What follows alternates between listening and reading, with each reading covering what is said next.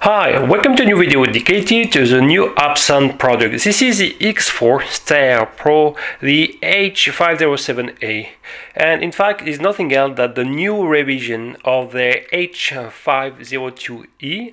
Okay, but this one is not fully compatible with the excellent apps and Wi-Fi version, so is nothing else than the brushed edition of the H501A.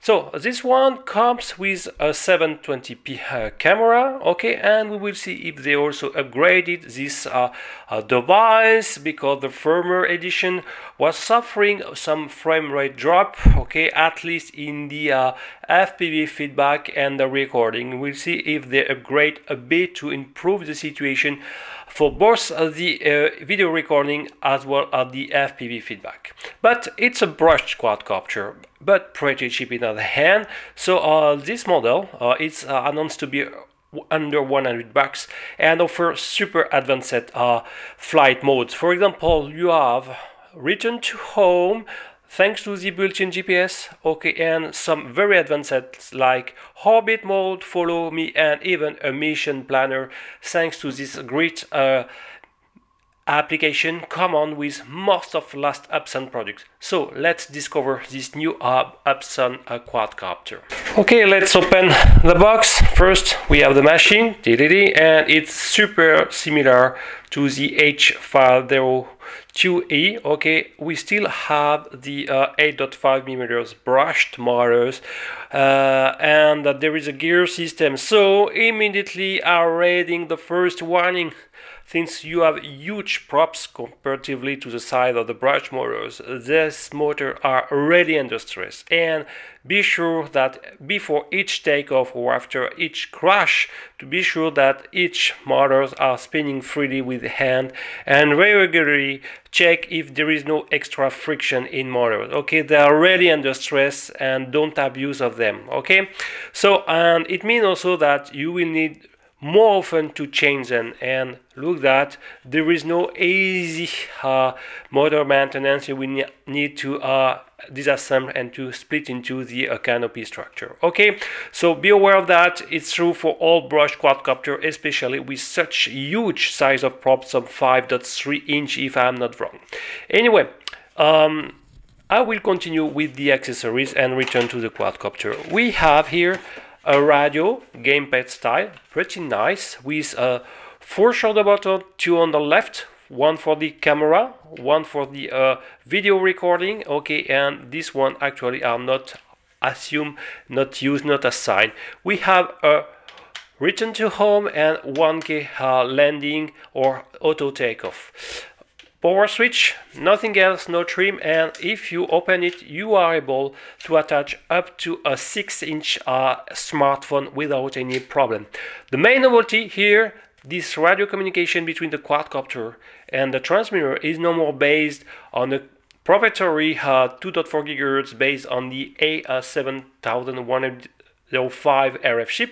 Now it's based on the Bluetooth link. Strange, but it's like this. It means that this quadcopter can't be no more fly with any multi-module 4-in-1 because they break the RF compatibility, and it would be super hard to emulate with this 4-in-1 multi-module the new Hubsan protocol. Okay, so I would say is my main concern. The Bluetooth is not known to offer super great range, but this one is based on the Bluetooth 4.0. Okay, so the expected advertised range is about 40 meters. For me is okay for most of the application. Okay, and don't be wrong, if you plan to do mission planning with a long distance planning, okay, you will be able to do it offline. As soon as you are losing the radio control, you can continue the current mission. Okay, so that's not a big deal. You will need 4 AAA batteries, okay, to feed your transmitter. Quite light, more adapted for sunburn. The sticks are not so short, so it's a good situation. And look that on the background you can find a serial port, maybe to upgrade the firmware of the transmitter. You can find here the instruction, okay, for where you can have the basic instruction and the disclaimer warning, where you can find the password for the application. You will have to download the application through your favorite apps market. So the default password is 12345667A, okay, and the exact application is X minus Hubsan, okay. So it's super available and they update with the last supported model, no problem. What we have also, we have some force props guards, okay, and laterally we can find hidden the charger of the LiPo ending with the USB port. So it's the same proprietary battery that the former H502A, and we will see in a few instants. The props, 4 spare props were the associated screws, and if I'm not wrong, hidden somewhere you have a screwdriver, okay, so just to attach or disassemble your machine. Okay, so that's what the accessories. I will now refocus a little bit more on the machine itself, and I will give you some information about the dimension and so on, at least on terms of weight. So as already mentioned, we have some 5.3-inch props, so quite large. The machine standalone, well, with the battery I will start. It's already not light, and for brush motor, you know, it could be problematic, so in terms of durability. So we have a machine close to 164 grams, quite heavy, okay, for brush motor, but what an efficient brushed and gear system, okay. So be sure each time to don't meet any friction. If you pull, you can extract the battery, proprietary battery, with 3-pad connectors, okay. So it's quite standard. A lot of quadcopter using such kind of power port. It's announced to be a 550 mAh to S LiPo, okay, and weights standalone about 30.2 grams. And if you want some exact dimension, the battery box is about 76 by 28 by 10. There are also some modes where the GST connector is replaced by the main power lead, and you can use your favorite model, or you can find more easily on third party. It's a mod to do if you want to not have or use better battery, okay. So more than 160 grams, and if you add the force prop guard, you will reach you will add at least close to 9 grams, so close to 172 grams. It's absolutely not a super light machine. By consequence, the expected advertised flight time is about 12 minutes, so probably in practice, we will check that, will be more close to 10 minutes. And 10 minutes is a little bit short. Remember, the first H502 was able to fly close to 14 minutes. So we are losing little by little by introducing some new technology, some 1 minute of flight time each model. So I hope they will probably push for a better battery, at least LiPo high voltage, and it should increase one more time the situation. Let's talk about the 720p. We still can find the same wide lens angle, about 120 degree field of view, little bit pointing the ground with an angle of -5 degrees, I will say. Nothing serious, catastrophic. Here are already installed a micro SD card, okay, and there is no one provided. You will have to give yours, and just nearby you have the power button. You will need to power the machine, to press it at least between 3 to 4 seconds. Let's do it. 1, 2, 3, 4, 5. Okay, I forgot to insert the battery. It would be much better. Okay, okay, so let's start. 1, 2, 3, 4. Okay, 4 seconds to put the machine, and the same to turn off. 1, 2, 3, 4, and you can release and it's stopping. Okay, so like all the Hubsan brushed model, you can hear this sound, the tripping sound emitted by the PWM signal. So I hope you can hear. Okay, this sound emitted by the I don't know, the motors or the flight controller. Okay, so there is some resonating. You have some green light in front, red rear, indicating also the GPS status. Okay, but I think the main interest will be to connect the machine with fully the application on the smartphone to control and to have the FPV feedback, or if you prefer, also to have the control thanks to the radio command and just observe the FPV feedback through the app. So let's connect to the application. As soon as you power the machine, okay, you will have to connect to the Hubsan H507A, and the default password, as already mentioned, is 1234567 okay. We have to connect. And when it's connected, you have to run the application. So, and you have to run the X Hubsan. And in the main interface, be sure to select the H507A, okay? Don't be wrong, don't select the non-A version. So this one will take into account the GPS and the mission planner, so advanced flight time, flight mission, sorry. So just need to press the camera, for example, and after a couple of seconds, you will have the FPV feedback.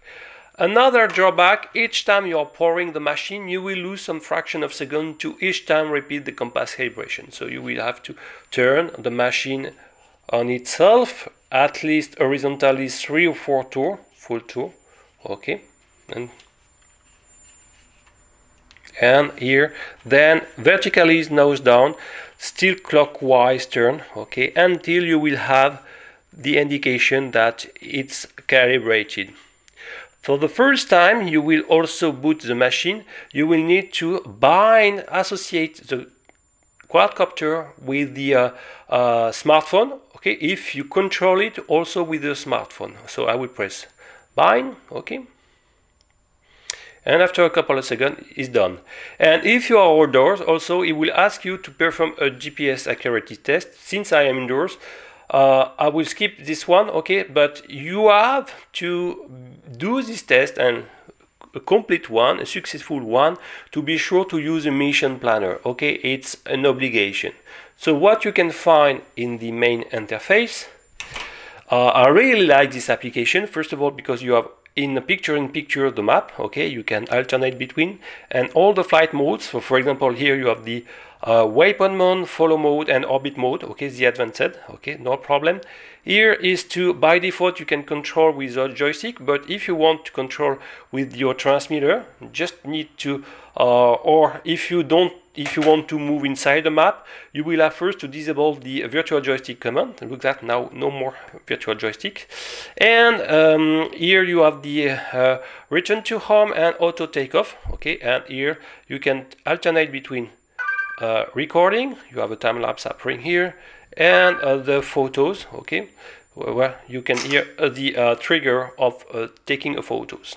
So that's great. You have the basic information, current altitude, current distance already done, current speed, okay, the quality of the link, okay, as well as the transmitter, since it's the same, the two progression bar are the same, the current nominal number of satellite currently received, 5 indoors, so good sensibility, and all the parameters, so exactly the same. So the defox max 8 of the waypoint, max distance, etc., 1 kilometer, max state time in every waypoint, etc. So all basic default figure you can configure. The joystick, okay, so virtual joysticks show fixedly or not. I don't like when it's fixed. You can select mode to take off only when this GPS signal is well, okay, so if you want to fly indoors, you will have to select no here. Rotate screen, automatically joystick mode, and so on, using remote control. So you can eventually turn on the transmitter actually, and it will refresh. Okay, so I will don't do it. And you have the map. You can select or not the icon, etc., or show the satellite or mixture of, etc. The relay, you can use the Hubsan Wi-Fi extender and the other. You can see the current version of the app, the current version of this aircraft software, flight controller software, the model, GPS accuracy test. So you can relaunch this one if you receive more satellite and the first test was failure, etc., etc. Horizontal calibration. Okay, if you are on the flight surface. So I really like this interface. And for example, if I select flight mode, I will be able to draw. Okay, okay, I will disable the. I will be able to draw. Oops, sorry. I will select a continuous line. As you can see, a current trajectory. It will automatically decimate the drawn trajectory into several points, and for each of them you can change the current altitude, etc., etc. So by default it's fixed to 30 meters. The flight speed is also fixed to 5 meters, so because we are in GPS.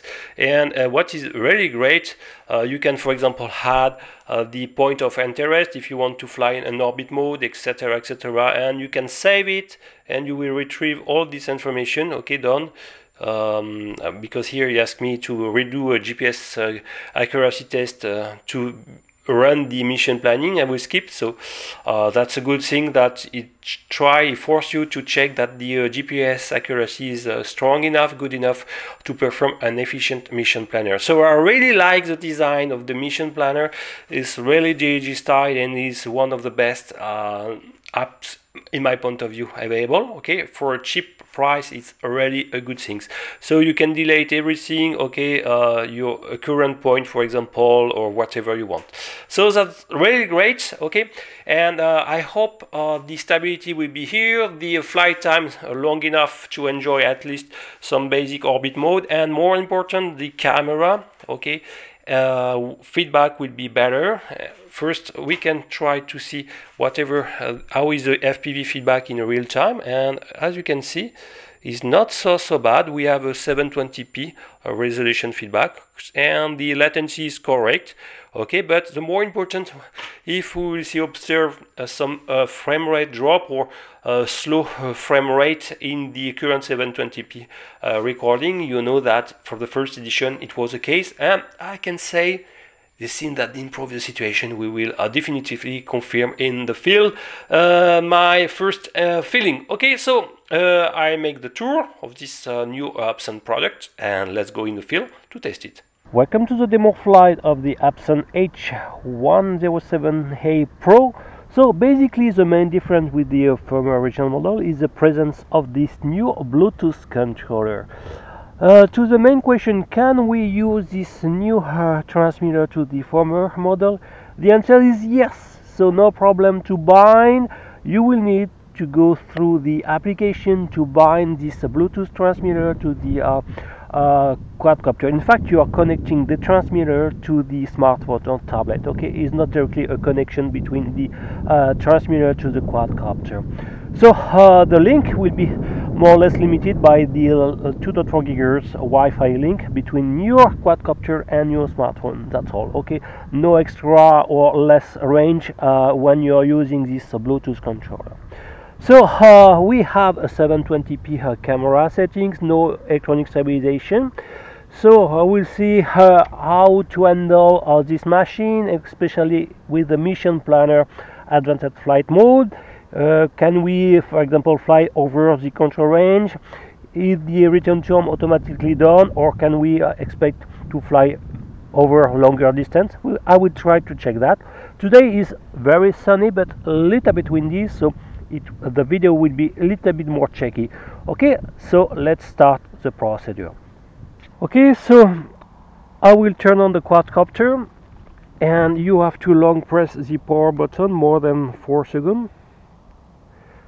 After, you can hear a very treble sound, okay, coming from the motor's PWM connection, and then you will have to open the smartphone holder, okay, and long press the power button, and after you can see the red power button, permanent solid one, and alternating very flashing blue light. Is not yet solid for the blue light because the Bluetooth connection is not here. So I will attach my smartphone, okay, so no problem to attach up to 6-inch, absolutely not problem. So I will now go to the settings, okay, and immediately, since there is no other Wi-Fi sources, I've already connected, and the default password is 1234567 okay, so I'm already connected. That's great. And now I will turn on my screensaver, okay, and connect to the application. So I will back, okay, and connect to the Hubsan application. Actually it's written in French, but it's not very complex, so you have to select the H507A, click and enter, and click on the camera settings. So if the link are correct, okay, what I forgot to do, oh, why is not okay, can I yes, so the first time, each time you are flying, you will need to repeat the compass calibration. It's a little bit annoying, but I think it's a safe procedure. Okay, so you have to turn clockwise when the quadcopter is installed horizontally, more or less slowly, okay, until you will see the next screen, okay, on the application. And now the quadcopter should be brought nose down, and you still turning it clockwise on the z-axis, okay, and after a couple of seconds it will be done. Then you will need to bind the smartphone or tablet with your quadcopter, so you have to answer yes, and then to test the GPS precision, okay, and actually it's less than 10 meters, okay. And if you meet some problem there, for example a very long range, maybe you have a map biased offset, you will need to reduce, okay, I will show, but sometimes it takes a couple of seconds. Another important point, I will check that I have also in my procedure, I've turned on my Bluetooth, because it's very important. So I will check that, and I have to turn on it, okay, it's done, and then I will relaunch the application, sorry. So probably I will need to do the compass calibration.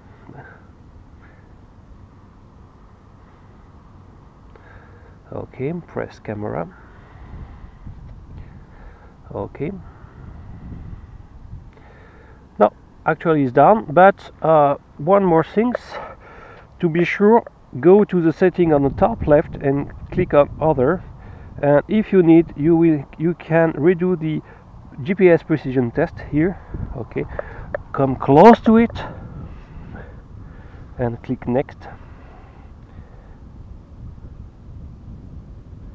So I'm about 7 meters. It's not super fantastic, but it's reducing 5 meters.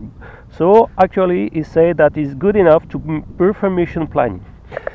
Okay, so one other thing, you will have to click one more time on the setting. You have to bind the Bluetooth transmitter to your smartphone. So go to the emitter, okay, here on the second panel, and go here just below the I would say the type of joysticks, okay, and go to use a transmitter.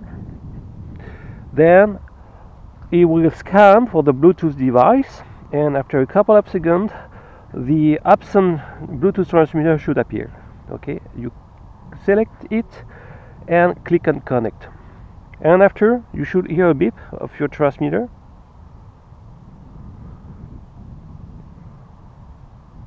Okay, now it's down. I can control the machine via the radio transmitter. That's great. So what we can do, we can be in a camera mode. Okay, recording. Yes, should record and harm the machine like usual. Let's go. And here, yeah, so this is the machine. Okay. Oh, so as you can see on the main application, well, you have to know that my smartphone is not a super great device in Wi-Fi. Okay, probably because the leather casing is blocking some signal, but the machine can be controlled perfectly.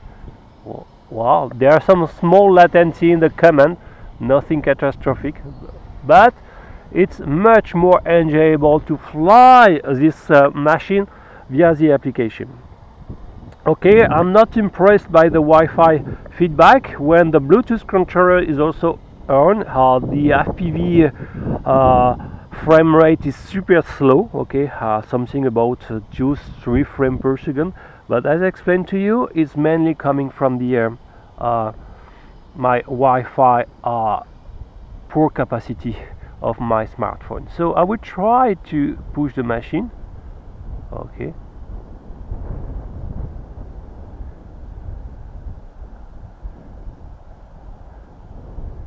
And the machine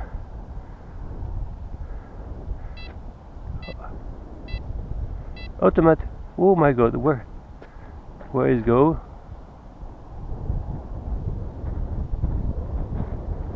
Okay, I lost.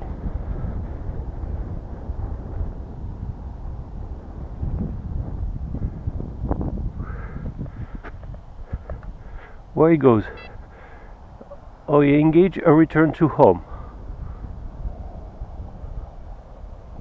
Okay, now I retrieve the control. So, whoa, where he goes?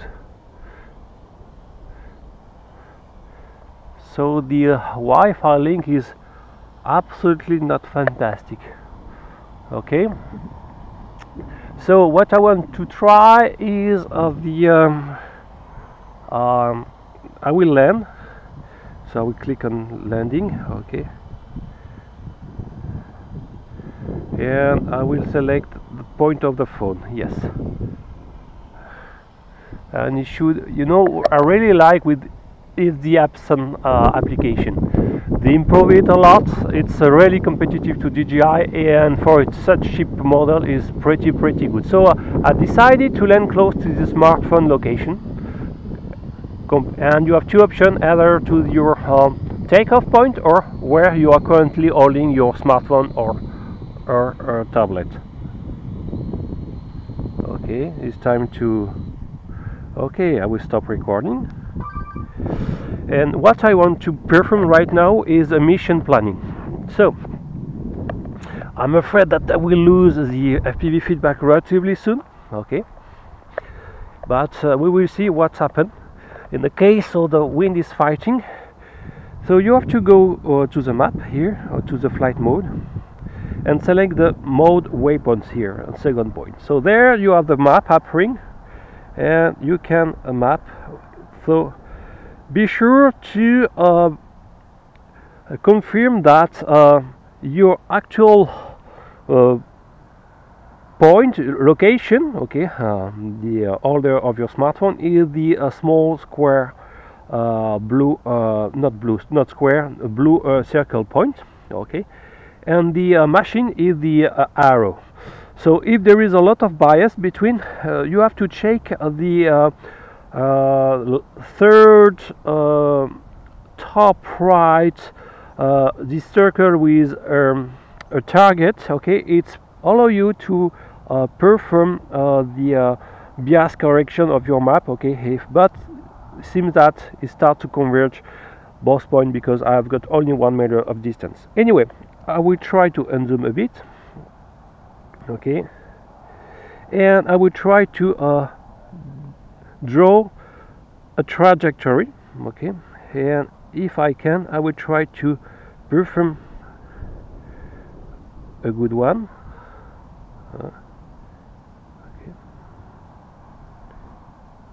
Why I can?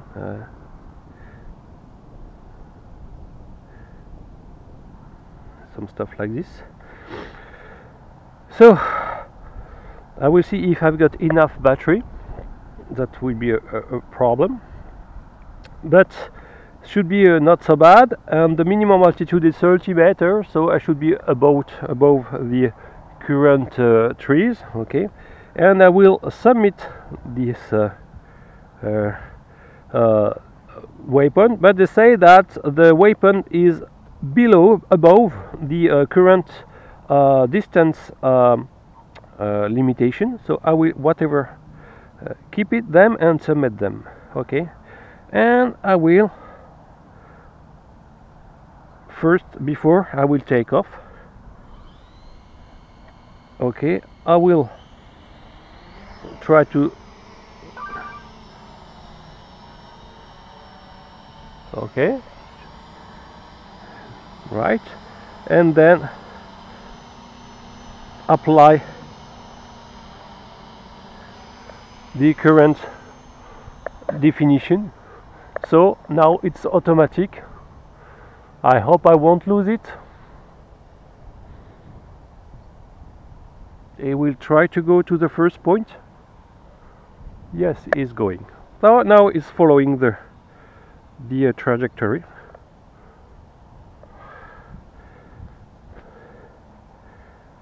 What is really good, the mission planning is pretty good, and you have in the same time, you can more or less follow the road, but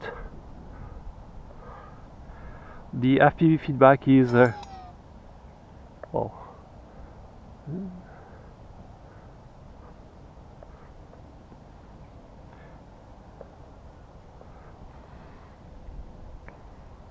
whoa. As you can see, when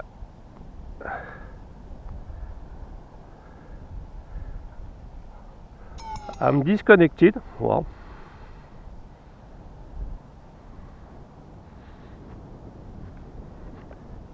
but is actually follow. Now is returning automatically. So as soon as you're lost, the signal is engaging a return to home. Okay, could be nice. So basically, for your waypoint definition, you have a radius about 50 meters, 60 meters. Okay, now is engaging a return to home. Yes, and the level of battery is pretty weak. That's not a super great point advantage of this H507A. Okay,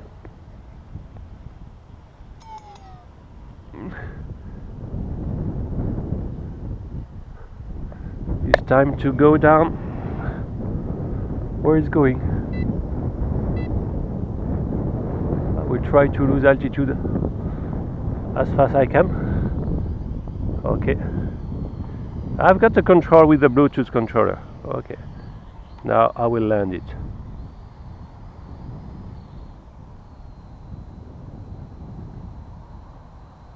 Okay, stop everything.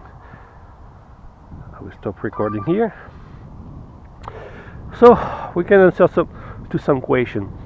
Can we go beyond the control range limitation in the mission planning? Think that if you still have some remaining battery, you can, but whatever, if your battery become low, the return to home program will be run, whatever. It's what happened here. So because I was disconnected, but it start to continue this mission planning, but as soon as they reach something about less than 30%, it stops the mission planner. What is the Bluetooth control? I must have it help a lot, but be aware, it seems that it's limiting a little bit more the 2.4 gigahertz Wi-Fi link, and by consequence the control range. So since the Bluetooth is also working in 2.4 gigahertz, and there are some mutual interferences, okay, you have to know that.